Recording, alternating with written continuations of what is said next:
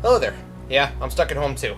Well, this whole quarantine business may be frustrating, but at least it's giving me a chance to catch up on some much needed gaming. Today I'm taking a look at Metroid Fusion, the first Metroid game for the Game Boy Advance. Metroid Fusion was released in 2002, alongside Metroid Prime for the GameCube. This one follows the typical Metroid formula a little bit more, being a 2D action-adventure platformer. The demo starts with a flashback sequence. The game refers to itself as Metroid 4, similar to how Super Metroid was Metroid 3. I'm gonna go ahead and say that I'm not very well versed in the Metroid timeline, but I know that it gets kinda convoluted later, so I'm only gonna go with what I do know. It shows Samus' ship drifting off and crashing into an asteroid belt. Well, that was a short game. Anyways, onto the actual game. The demo is elaborated on, showing that Samus and some other Galactic Federation soldiers go back to SR-388, the homeworld of the Metroids, and Samus encounters a strange yellow goo monster.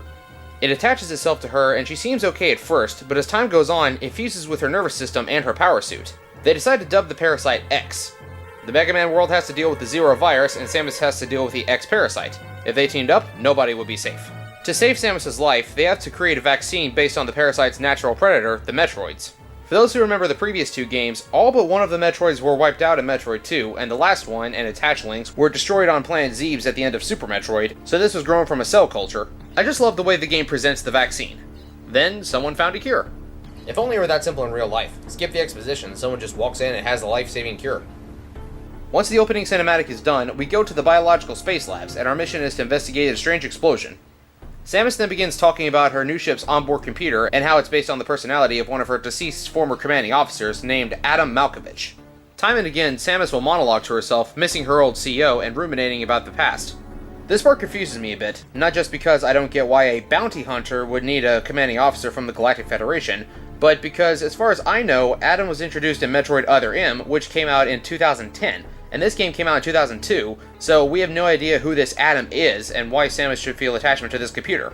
After doing a little more research, his first actual appearance was in the prequel manga for Metroid, which came out in 2003. But what are the odds that every player is going to go out of their way to read said manga before playing this game, which came out a year after the game? Not likely, I tell ya. I guess this is why I rarely hear people saying that they play Metroid for the story. Whenever they do try to develop the story, it's confused and clumsy. Anyways, back to Metroid Fusion. You land on the space station and are ordered to investigate the quarantined area. As you progress, you learn that because the Metroid vaccine is in your system, you'll never be affected negatively by the X parasite again, and you can absorb them to gain power. The yellow ones charge up your HP, while the blue ones refill your missiles. While this is weird, I think it makes a bit more sense for practicality's sake compared to most other Metroid games. Where does Samus store all of those missiles? But in this game, your suit is part of a freaky space parasite, so I imagine it's kinda like a more high-tech version of Venom. The X-Parasite forms the missiles from its own essence and launches it. Or maybe I'm just overthinking things. The majority of the game, you go from objective to objective, and then you return to the navigation room, where your computer companion will tell you what to do next. There are a few times where you have to use a bit of problem solving and figure out a puzzle, but sometimes you're left totally clueless and have to make random guesses. Like this part later in the game. You see, if you don't absorb the X-Parasite, it can reform itself into a new enemy. In these rooms, you're supposed to kill the few enemies that are there, and then let the X reform into a gold space pirate, and only after killing that do the doors unlock, and you're allowed to proceed. I couldn't figure that out on my own, so I had to look it up. But can you really blame me? There are other enemies that don't die after being shot, but they collapse into a puddle until another X-Parasite possesses them. Maybe if you had something like that to give the player a clue, then it would be a little bit better. But aside from that, I don't have many criticisms for the game as far as gameplay is concerned. The controls are pretty basic and do a good job of replicating Super Metroid's controls despite having 2 fewer buttons, and I actually think that Metroid Fusion improves upon the previous game's control setup. In Super Metroid, you use the select button to switch between weapons, from blaster to missile, super missile, power bomb, etc., and the L and R buttons were used to aim diagonally.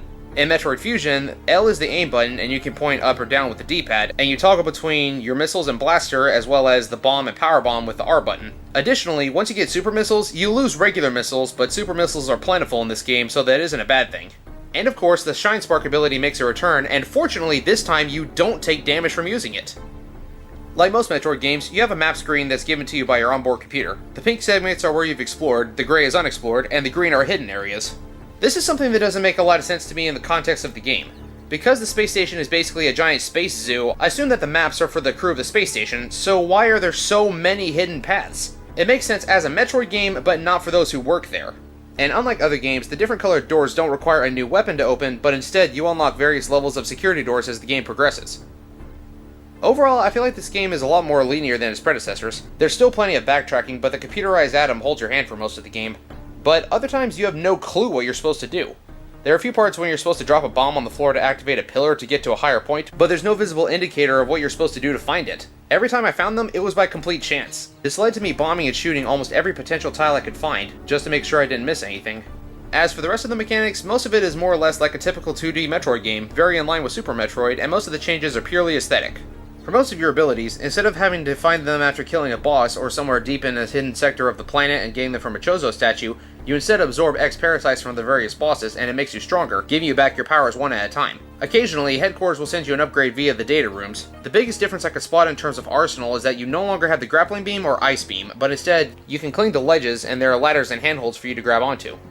Your ice beam is replaced with an ice missile upgrade later in the game, which can be further enhanced to fire a burst shot that will freeze everything in a wide radius. Now onto my favorite aspect of the game, the SAX. So basically, the X-Parasite infected Samus and her power suit, and several components of the armor had to be surgically removed, and a very powerful X-Parasite took control of the damaged pieces, creating an evil doppelganger of Samus to fight against.